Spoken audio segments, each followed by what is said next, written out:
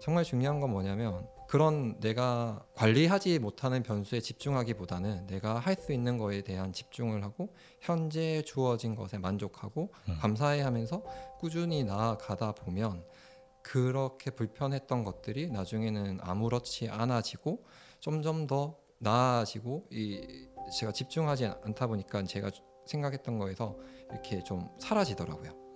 그러면서 꼬린 지점에 딱 도착했을 때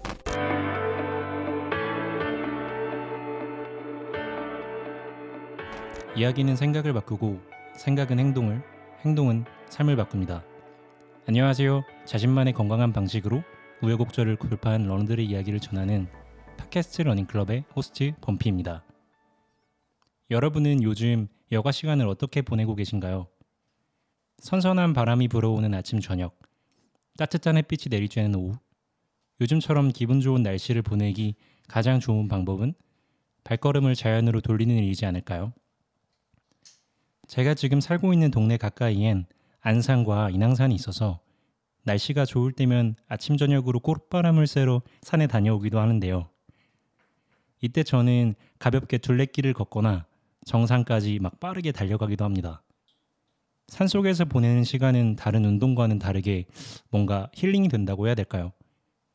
자연과 어우러지는 그런 느낌을 가장 선명하게 느낄 수 있는 공간은 바로 산이 아닐까 싶어요.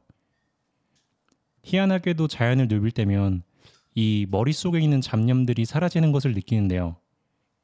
산과 자연이 내뿜는 평온함과 아름다움이 제 삶을 돌아보게 하고 자연 속 다양한 유기체들이 어우러져서 이토록 멋진 산을 만들어냈구나. 뭐 그런 생각에 이 생명을 지닌 모든 것들이 홀로 존재할 수는 없구나. 이러한 소박한 깨우침과 함께 곁에 있는 사람들에 대한 감사함을 종종 느끼곤 하는 것 같아요. 그래서일까요? 평생 이 멋진 자연환경이 함께 머물렀으면 좋겠다는 생각이 듭니다. 근데 이 멋진 자연환경도 우리가 잘 알고 관심을 갖지 않으면 쉽게 다치고 사라지기 마련입니다. 어떻게 하면 우리는 자연 곁에 오래 머무를 수 있을까요? 아니, 어떻게 하면 우리는 사랑하는 것들을 오래도록 지켜낼 수 있을까요? 모든 문제를 해결하기 위한 시작은 바로 그걸 몸으로 느끼고 경험하는 것이 우선돼야 된다고 생각하는데요. 추상적으로 또는 느낌적으로 아는 그런 게 아니라 진짜 내 피부로 느끼고 대상을 잘 알고 사랑하는 것이 우리가 직면한 문제를 해결하기 위한 동기부여, 오래 나아갈 수 있는 그런 힘을 부여해준다고 생각합니다. 그래서 오늘은 환경과 달리기를 사랑하는 러너, 직접 산을 달리고 계곡을 넘어 자연 속 유기체를 직접 관찰하고 경험하며 자연환경을 어떻게 하면 아름답게 가꾸어 나갈 수 있을지 고민하며 행동하는 러너, 스스로 중요한 가치를 정하고 실천하기 위해 도전하고 결과를 만들어내기 위해 나아가는 러너이자 이 모든 과정을 진정으로 즐기는 러너, 자신이 느낀 기쁨과 즐거움을 사람들과 나누는 일을 사랑하는 진정한 환경활동가 러너 염주호님을 모셨습니다. 반갑습니다. 반갑습니다, 주호님. 네, 안녕하세요. 안녕하세요, 주호님. 자기소개 한번 부탁드리겠습니다. 네, 일단 앞에 소개해 주신 분이 전지 잘 모르겠어요. 좀 약간 부끄럽고요. 제 소개를 간단하게 하면 달리기를 좋아하는 40대 직장인이고 저는 산 달리기를 너무 좋아해가지고 용마산 밑에 이제 집을 잡아가지고 살고 있고요. 7살짜리 아이와 함께 자연에서 뛰어노는 그런 기쁨을 계속적으로 추구하고 그런 삶을 가치 있게 생각하고 있고 제가 하고 있는 달리기 중에서는 장거리 달리기를 굉장히 좋아하고 있고요. 그리고 환경 관련된 활동을 계속 하고 있습니다. 감사합니다. 네. 저희 직전 게스트분인 윤주님께서 주호님을 엄청나게 추천을 해주셔서 저희가 정말 유심히 주호님의 인스타그램 피드와 기존에 이제 하셨던 활동들을 좀 눈여겨 많이 봤어요. 네네. 근데 저는 어떻게 달리기를 하다가 자연 속에서 이런 것들을 많이 느끼고 그것들을 자기 것이 아니라 사람들한테 나눈다는 것을 봤을 때 되게 많이 큰 영감으로 다가오더라고요. 근데 이 윤주님과는 어떤 사이 어떻게 이제 알게 되셨는지 알려주실 수 있나요? 일단 윤주 대표님을 알게 됐던 거는 윤주 대표님이 굿러너라는 그 회사에 계시기 때문에 좀 알게 됐었고요. 굿러너는 저한테 있어서 그 트레일 러닝의 스승 같은 회사입니다. 그래서 제가 트레일 러닝을 할 줄 모를 때 트레일 러닝을 알려주고 함께 대회를 만들어가고 또 함께 많은 프로젝트를 해줬던 그런 회사였기 때문에 자연스럽게 윤주 대표님과 그 남편인 망키라는 친구, 저랑 동갑이거든요. 네, 그 친구랑 굉장히 많은 프로젝트를 했었는데 그런 친구들을 통해서 달리기도 배웠고 프로젝트도 함께 하면서 이 달리기의 산달리기의 매력에 점점 빠져들게 됐고 그 이후에 저만의 달리기를 이제 계속적으로 해 나갈 수 있었던 것 같습니다. 아, 그러면은 제가 얘기를 듣다 보니까 모두 다 달리기를 하다가 만난 친구인가요? 네, 맞습니다. 아, 그러면 어디를 뛰다가 만나셨을까요? 상국이 망키라는 친구 이름이 상국인데 본명이 상국이 같은 경우에는 트레일 러닝 세션을 했었거든요. 네. 이제 거기에 저는 이제 수강생으로 가서 친구를 통해서 배웠었죠. 그러니까 어떻게 보면 저의 스승이죠. 아, 친구이자 스승님이라고 하시니까 되게 리스펙도 하시고 네. 되게 좋은 것 같습니다. 요즘에도 종종 같이 달리기 하시나요? 네네. 옛날만큼 자주는 아니지만 한 달에 한 번 아니면 두 달에 한 번 정도는 달리기를 같이 하고 있습니다. 주호님 인스타그램을 제가 최근에 둘러봤을 때 부상이 있으셨던 것 같아서 지금 달리기를 쉬고 계시는 건가요? 네, 달리기를 좀 쉬고 있고 아니면 가벼운 조깅 정도만 하고 있습니다. 혹시 언제 어떻게 다치셨는지? 꾸준히 계속 훈련도 하고 많은 프로젝트나 대회를 뛰다 보니까 이제 기본적으로 부상이 있었는데 그 부상을 안고 좀 무리를 했었고요.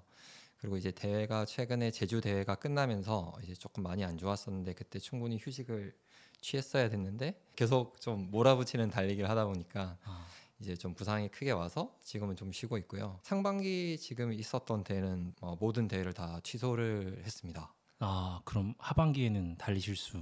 네, 하반기에는 달릴 수 있도록 계속 지금도 준비하고 있고요. 물론 이제 달리기 대회는 취소했지만 뭐 거기에서 스텝으로 참여를 하는 부분도 있고요. 또 서포터로 이제 참여하는 부분도 있어서 달리기 대회 특히 트레일 러닝 대회는 러너뿐만 아니라 서포터나 스태프들이 이 함께 같이 완주를 하는 개념이라고 생각하기 때문에 선수로 참여를 못하는 거지 이 전체 프로젝트나 대회를 참석을 못하는 건 아니라서 나름 또 거기서의 기쁨을 좀 찾아가고 있습니다. 와, 그냥 달리기 그 자체를 사랑하시는 거네요, 어떻게 보면. 제가 달리기를 할 때 제 달리기를 위해서 많은 분들이 스텝과 서포터를 해주셨기 때문에 지금은 제가 반대로 그분들의 관점에서 그분들이 잘 뛰고 즐거움을 추구할 수 있게끔 좀 도와주고 또 그 기쁨을 옆에서 같이 나눌 수 있는 그런 위치에서 편안한 감정으로 그거를 참여한다고 생각해 주시면 될 것 같습니다. 아, 이거 받으시는 분들은 되게 좋을 것 같아요. 저는 대회를 많이 나가지 않아서 어떻게 보면 그런 대회에 대한 방법이나 어떻게 달리기를 했을 때 조금 더 효율적으로 다치지 않고 할 수 있는지, 길게 너무 힘들지 않게 가져갈 수 있는지에 대한 노하우가 좀 필요할 것 같은데, 이런 것들을 옆에서 서포트해주고 지지해주면은 달리기 하는 게 조금 더 수월하고 더 재밌어지지 않을까 하는 생각을 좀 감히 해보게 되는데요. 직접 서포트 받으신 적도 있으세요? 1년에 한 번 이상 하는 뉴백마일러 프로젝트나 아니면 다양한 러닝 프로젝트는 서포터 없이는 진행이 불가능하고요. 그래서 제일 처음에 저희가 어떤 프로젝트를 기획할 때 서포터 분을 찾는 게 제일 중요하고 그 서포터가 경험이 얼마나 있냐에 따라서 이 프로젝트가 잘 진행되는지 그 성공 여부가 보통 나뉘고 러너도 굉장히 중요하지만 그 서포터가 더 중요하다고 생각합니다. 감사합니다. 네. 저희가 이 얘기는 조금 뒤에 거기서 조금 더 딥하게 다뤄보고요. 제가 주호님 인스타그램이나 이제 활동들을 한번 돌아보니 파타고니아 앰버서더를 하셨던 것 같아서 환경 활동을 하는 대표 기업을 떠올리면 단연코 파타고니아가 가장 먼저 떠오르는데 이들은 지구를 되살리기 위해 사업을 한다는 멋진 사명으로 나아가고 있더라고요. 이렇게 환경의 중요성을 다루는 파타고니아에서 주호님께서 어떻게 이제 함께하게 되셨는지 그 계기가 조금 궁금해요. 파타고니아에서 제가 이제 지금 선수 활동을 할 수 있었던 건 수지 차장님이라고 거기 마케팅 담당자분이 계신데 파타고니아에 초대를 받기 전에 저랑 굉장히 많은 프로젝트를 함께 했었습니다. 그래서 이제 세이브 더 지리라는 이제 그런 프로젝트도 했었고 뉴백마일러 프로젝트라고 해서 이제 100마일러를 만들어내는 그런 활동도 부산에서 했었는데 이제 그런 활동도 했었고요. 이제 그런 활동들을 통해서 이제 좀 좋은 기회를 오퍼해 주신 것 같아요. 현장에서 항상 오셔가지고 그 전체 프로젝트를 다 같이 지원을 해주셨어요. 시작부터 끝까지 본인이 차를 몰고 서포터를 자처해서 해주셨고 그런 부분들이 이렇게 조금씩 조금씩 쌓이면서 사실 제가 수지 차장님을 많이 의지를 했었습니다. 그리고 그렇게 의지한 만큼 뭐 흔쾌히 항상 오셔가지고 해주시고 그런 부분이 파타고니아에 대한 로열티가 생겼고 또 이런 활동에 대해서 더 즐겁게 할 수 있는 부분인 것 같아요. 와, 사람이 그렇게 가치를 위해서 자기 시간을 내주고 업무 시간 외에 이렇게 하는 거는 마음을 사셨다는 의미인데 정말 수지차장님께서도 좋지만 주호님께서도 수지차장님한테 큰 영감이 되었으니까 그렇게 좋은 움직임이 일어났다고 저는 느껴져요. 사실은 네. 그런 파타고니아와 함께했던 에피소드 중에서 유독 특별한 것 하나를 뽑자면 어떤 것이 있는지 혹시 이야기를 좀 풀어주실 수 있나요? 하나를 좀 딱 꼽자면 네. 그 설악에서 했던 프로젝트인데 그때 당시엔 세이브 더 프렌드라는 주제로 연어가 어떻게 실제로 바닷가에 나가고 어떻게 바다에서 다시 강으로 오는지를 보는 활동이었고 그 활동을 하기 위해서 연어가 실제로 태어나는 장소를 가서 더 강하구를 직접 뛰면서 왜 연어가 상류로 올라오지 못할까? 왜 회귀하지 못할까? 어떤 부분이 자연적으로 파괴가 되고 단절이 돼서 이 연어가 오지 못할까를 이제 1박 2일 동안 관찰했던 활동이 가장 기억에 남습니다. 아, 왜 연어를 타겟으로 그 프로젝트가 시작된 걸까요? 그 연어는 숲이 나와서 결국 다시 바다에 나갔다가 숲으로 다시 돌아오는 존재거든요. 이 연어라는 생물의 특징이 굉장히 중요한데 다양한 생물들이 다양한 특징을 가지고 있는데 이 연어는 바다가 가지고 있는 에너지를 강으로 다시 전달해주는 친구고요. 겨울에 육지에 사는 친구들에게 이 바다에서 가져온 엄청난 에너지를 나누어주는 존재입니다. 그래서 육지에 있는 상위 포식자들이 굉장히 쉽게 에너지를 가져갈 수 있게끔 도와주는 존재거든요. 상류에서 태어나서 바다로 나갔다가 알을 놓을 때 다시 상류로 와서 죽거든요. 그래서 오는 과정에서 또 육식 동물들이 그 연어를 먹는 경우도 있고 알을 놓고 나서 이제 죽고 나면 그 연어들이 썩으면서 상류에 굉장히 많은 에너지들을 자연에 다시 방출해주는 존재입니다. 근데 이제 그렇기 때문에 연어가 제가 봤을 땐 순환에 있어서 굉장히 중요한 존재가 아닐까라고 생각을 했었고요. 실제로 저희가 좀 알지 못하는 계곡을 개발을 하고 보를 만들고 강 바닥을 파고 이런 개발 활동들이 실제로 이 연어가 왜 못 올라오게 되는지 연어뿐만 아니라 되게 많은 종들이 거기서 단절되고 더 이상 생존을 계속 위협받는지 이런 부분들을 실제로 뛰면서 눈으로 확인을 했던 시간이었습니다. 이야기를 계속 듣다 보니까 사실 우리가 가장 많이 비유하는 게 연어인 것 같아요. 굉장히 많은 삶과 그 순환의 이유로 비유를 하는 것 같아서 그런 관점으로 한 번 더 생각을 해보니까 연어들이 조금 더 좋은 환경에서 살 수 있게 직접 경험하고 체험하는 게 어떨까라는 게 사실 저는 상상이 잘 안 되는 것 같아요. 네, 이제 말씀하신 것처럼 사실 저희가 그 프로젝트를 준비하면서 어떤 연어의 한 종에 대해서만 초점을 맞췄던 건 아니고 실제로는 이 환경이 어떻게 단절되어 있는지 보호를 왜 만들었고 이 보호를 예를 들면 생태계 순환을 위해서 어떤 부분이 인간의 관점에서 개발을 더 했는지 예를 들면 이제 보가 있는데 그 보에는 어로라는 게 있어요. 어도라는 게 있거든요. 죄송하지만 혹시 보가 어떤 건지 설명해 주시나요? 네, 계곡을 막고 있는 걸 보라고 하고 보통 보로 계곡을 막아서 물을 모아서 이 물을 쓰거든요. 뭐 농작물에도 쓰고 농사할 때도 쓰고 이제 그렇게 쓰는데 국내에서는 사실 이 보가 정말 필요한 보보다 이전에 필요했던 보들이 많아요. 지금은 사용하지 않는 보들. 그리고 이 이제 보가 있으면 물고기가 지나갈 수 없으니까 어도라는 걸 만들어서 물고기가 올라갈 수 있게끔 이렇게 만들어 놓는데 인간의 관점에서는 어도가 보이지만 물고기의 관점에서는 이 어도가 보이지가 않거든요. 그래서 이제 물고기가 실제로 그 어도로 올라가는 게 굉장히 힘들고 찾기도 힘들고 그런 부분들도 있고 예를 들면 저희가 이제 산을 이렇게 운전해서 가보면 이제 산이 있고 도로가 있고 바로 계곡이 있잖아요. 그러다 보면 원래는 이 산이 자연스럽게 평지 이후에 계곡이 연결이 되어야 되거든요. 네. 그래야 육지에 있는 이 동물들이 자연스럽게 계곡으로 내려올 수도 있고 산에서 자라던 예를 들면 나무가지라든지 열매들이 강에 떨어져서 이런 작은 물고기들의 먹이도 되고 쉼터를 만들어줄 수 있거든요. 대부분의 지금 우리나라의 개발이 강바닥을 파서 유속을 빠르게 만들고 도로를 바로 강 옆으로 만들어서 생태계 단절을 만들게 하고 실제로 눈으로 보고 공부하는 시간이 좀 더 컸던 것 같아요. 한편으로는 조금 속상하다는 생각이 드는 것 같아요.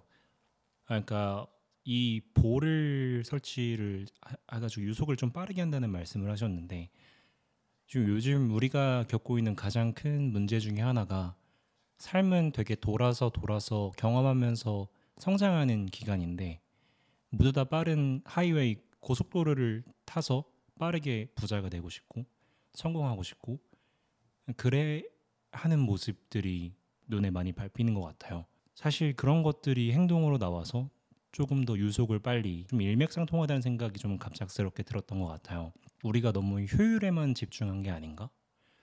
그런 생각이 들었는데 주호님께서는 그럼 그런 것들을 보시고 다시 자연처럼 만들기 위해서 활동을 하신 걸까요? 아니면 어떤 식으로 프로젝트가 진행된 걸까요? 그 프로젝트는 저희가 뭔가를 다 같이 개선하자보다 네, 네. 몰랐던 부분들을 배우고 눈으로 직접 보고 그거를 나누자라는 게 좀 더 컸던 것 같고요. 실제로 이제 그 프로젝트가 끝나고 나서 제 애기와 가족과 함께 그 프로젝트를 진행했던 길을 다시 가서 애기랑 함께 그거를 보는 시간을 가졌거든요. 그래서 애기한테 설명도 해주고 제가 생각했을 땐 직접적으로 이걸 반대하거나 바로 개선할 수 있는 운동도 굉장히 중요하다고 생각하지만 많은 분들이 이런 의식을 가지고 지식도 갖고 물음표도 갖고 이런 활동들이 이어지면 그런 개발 같은 것도 조금 더 환경 친화적으로 개발이 될 수 있을 거라고 생각을 해서 인식 개선에 좀 더 초점을 맞췄던 것 같습니다.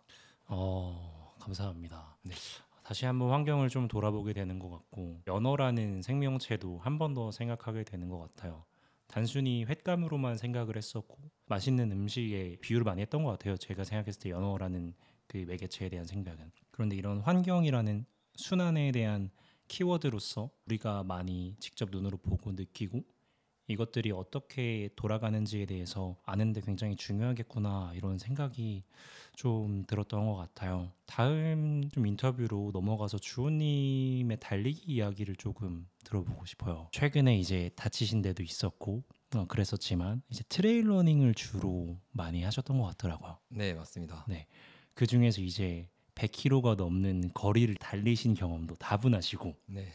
달리기 역사를 둘러보는 내내 저는 경이로움과 좀 스스로 합리화했던 부끄러움도 느꼈던 것 같아요. 3km 좀 뛰다가 힘든데 4km만 뛸까? 약간 좀 이런 식으로 합리화를 했던 과거가 기억이 나더라고요. 현재 10년 차 러너라고 하셨는데 주호님께서는 어떤 계기로 달리기를 시작하게 되셨나요? 처음에 달리기를 시작하게 됐던 가장 큰 이유는 사촌 누나의 권유로 달리기를 시작을 하게 됐었고요. 그 달리기를 좀 잘하고 싶어서 권은주 감독님을 찾아갔었습니다. 감독님 밑에서 로드러닝을 먼저 배웠었고요. 그 로드러닝을 하면서 우연한 기회에 베를린을 가게 됐었거든요. 와이프랑 저랑 같이 그 베를린 마라톤을 경험을 했었는데 그게 좀 이제 와이프가 지원도 많이 해줬고 저도 달리기에 많이 빠지게 됐던 계기였던 것 같아요. 그때 그러면은 사모님과 결혼을 하셨던 네네. 사이셨나요? 네네. 와, 그러면 두 분 다 그때 처음 시작이 베를린 거기서 제대로 이거다 이렇게 느끼신 계기였던 건가요?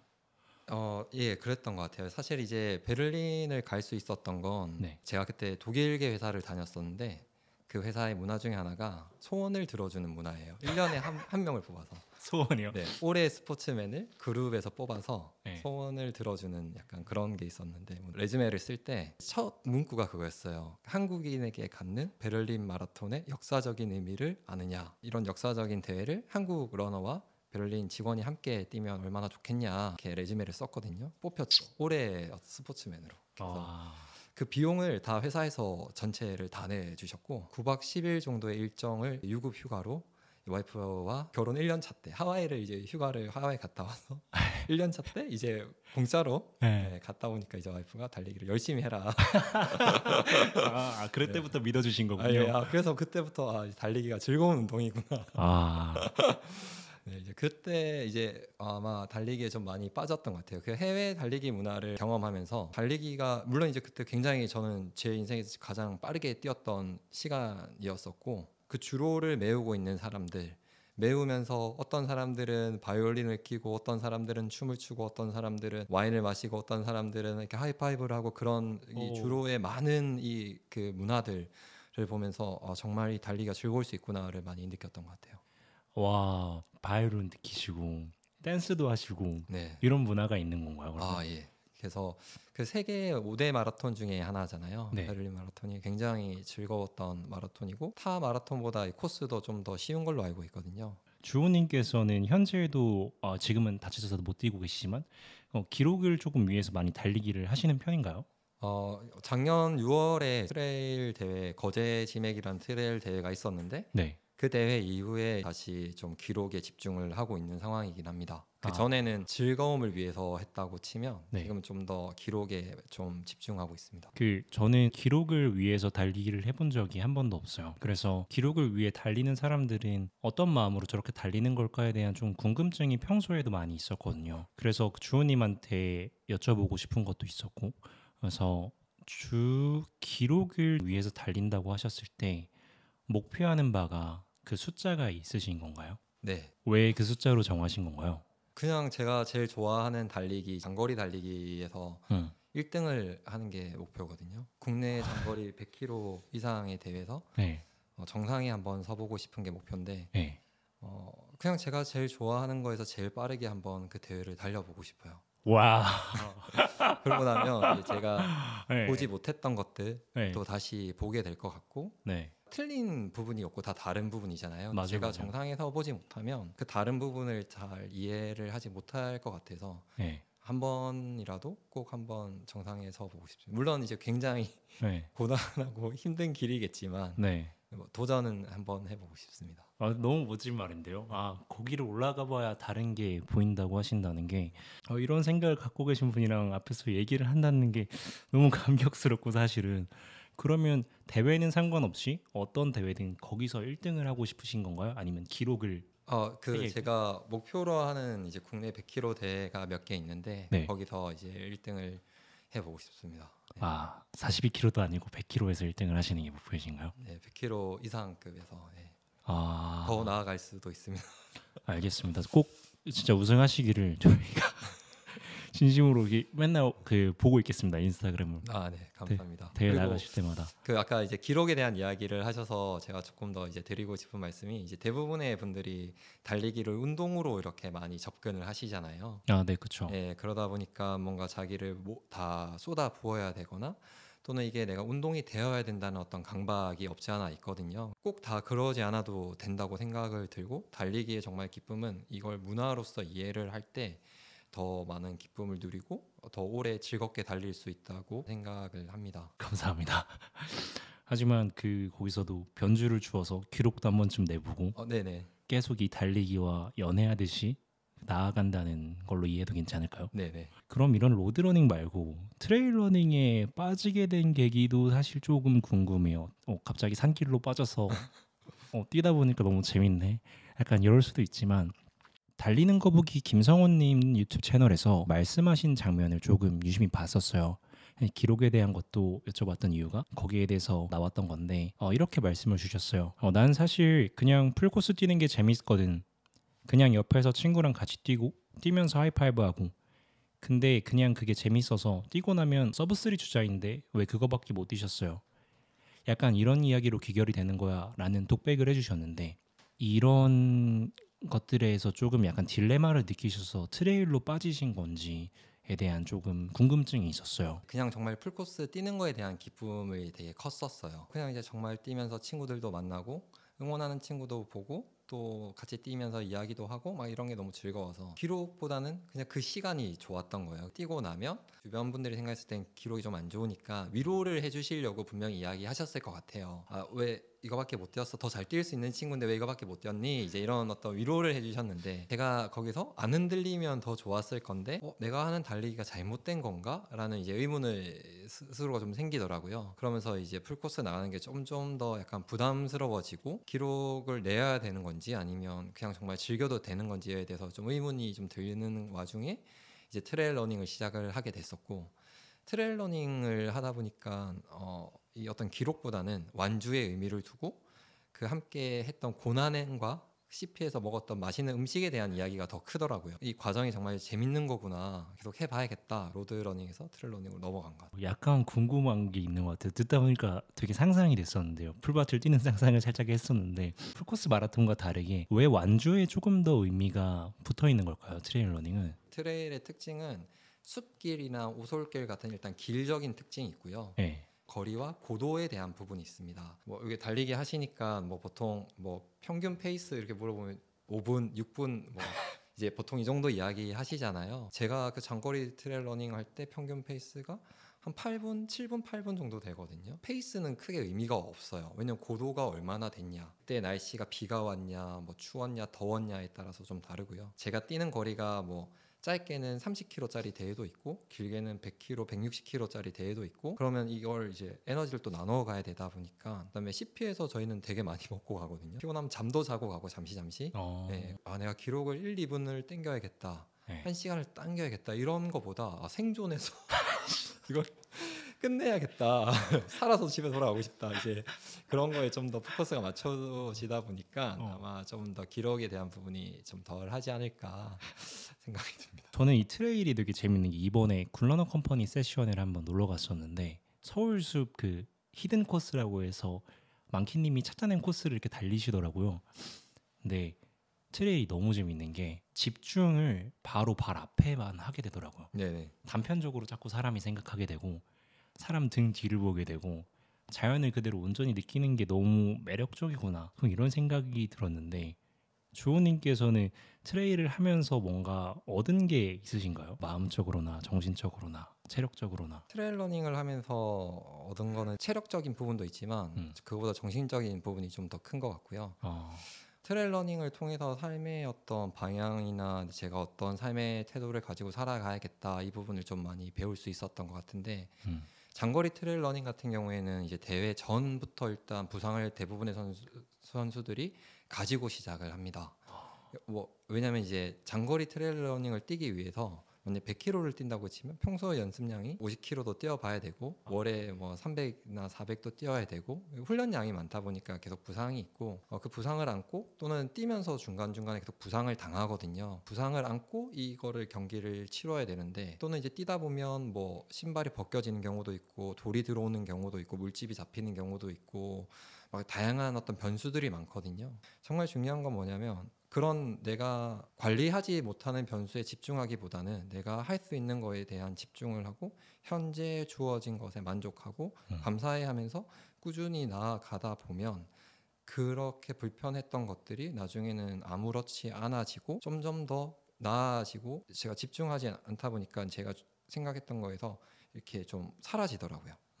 그러면서 꼬린 지점에 딱 도착했을 때 정말 그 당시에는 너무 힘들어서 그만두고 싶었지만 그거를 조금 참고 5km, 10km를 가서 나면 그게 힘들었던 건 아무것도 아니고 다만 이렇게 완주한 것만 해도 감사하다. 나한테 되게 감사하고 이 자연에게 모두 주어진 거에 대해 감사한 이런 태도가 저는 트레일 러닝을 통해서 배운 게 제일 큰 것 같아요.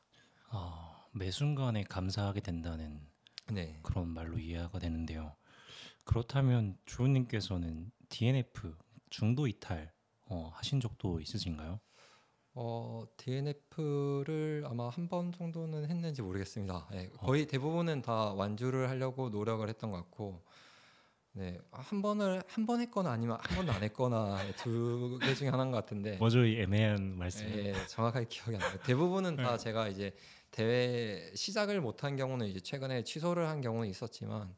보통 대회를 나가면 기록에 좋지 못하더라도 일단 완주를 끝까지 해내려고 노력을 하는 스타일이라서 아마 대회에서는 다 완주했던 걸로 기억합니다. 만약 혹시라도 DNF를 하셨다면은 거기서도 느낀 게 조금 있으셨을 것 같아서 여쭤보고자 한번 물어봤고요. 달리기를 사실 이렇게 트레일 러닝도 하고 로드도 지금 달리시는 거죠, 많이. 네네. 이렇게 달리기를 통해 얻는 것들도 사실 많은데 반면 우리가 조금 놓아주어야 되는 것들도 있는 것 같아요. 네. 주호님은 어떤 거를 달리기를 하면서 좀 포기하셨는지 알려주실 수 있나요?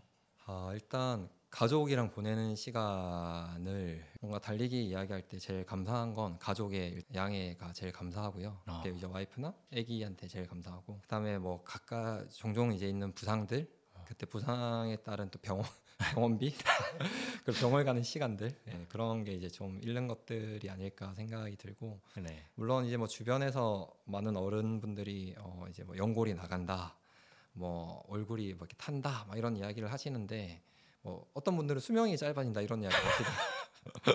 거북이가 더 장수한다 막 이런 이야기도 하시고. 네, 근데 저는 사실 그 부분은 좀 잘 모르겠는 게 삶을 살아가는 데 있어서 정말 길게 살아간다고 다 즐거운 건 아닌 것 같거든요. 삶의 시간의 어떤 거보다 그 품질이 저는 더 중요한 것 같아요. 그래서 나중에 그분들께서 말씀하신 것처럼 제 생명이 좀 짧아지거나 연골이 나가서 좀 잘 걸을 수 없더라도 그 지금까지 그 만족했던 그 삶의 질은, 그리고 저의 삶의 태도를 바꿨던 부분들, 그다음에 삶의 태도를 알려준 그 달리기에 대해서는 너무너무 즐거운 것 같고, 계속 만약에 다시 이런 삶을 산다고 하더라도 달리기는 계속 더 일찍 갈 것 같아요. 제 생각에 주호님은 98세 이상 사실 것 같아요. 저는 그런 철학이 있는데 오히려 몸을 많이 움직이고 몸을 많이 쓰는 사람일수록 건강한 것 같아요. 몸은 움직여야 되지 않나 싶습니다. 청취자분들 움직이셔야 됩니다. 저희 어머니는 운동을, 제가 이렇게 전화를 가끔 드려요. 엄마 뭐해? 엄마 밥 먹었어? 이렇게 말씀하죠. 그럼 제가 엄마 그 운동은 했어요? 이렇게 그러면 걷기? 약간 이런 식으로 말씀을 하시거든요. 걷기만 조금씩 하셔서 조금 땀을 빼면 조금 더 건강해지지 않을까라는 생각을 사실 조심스럽게 해보는데, 이 팟캐스트를 듣고 계신 분들도 조금 더 건강하게 활동적으로, 때로는 힘들게 몸을 움직여 보시기를 추천드립니다. 달리기를 하시면서 평소 루틴이나 이런 것들이 있으신가요? 왜냐하면 처음에 설명해 주셨을 때 직장을 다니신다고 하셨는데 출퇴근 시간도 있으실 거고 여가 시간이 많지는 않을 것 같아요. 그래서 어떻게 달리시는지 조금 궁금해요. 제가 이제 부상 있기 전에 만약에 평일 루틴을 말씀드리면 보통 5시 이전에는 일어나고요. 5시부터 7시까지 2시간 훈련을 하고 출근 준비해서 출근을 하고요. 어느 직장인과 마찬가지로 퇴근 후에 야근을 하고 고객분들 접대 자리가 있어서 이제 술자리 갖는 경우도 있고, 그래서 끝나고 한 10시쯤 집에 가면 간단하게 스트레칭이나 요가 같은 거 하고 이제 잠자리에 듭니다. 그래서 사실 평일에 가족 얼굴 보는 시간이 좀 더 적고요. 네. 만약에 이제 퇴근을 좀 일찍 하면 이제 6시 퇴근하고 집에 가면 한 8시쯤 되거든요.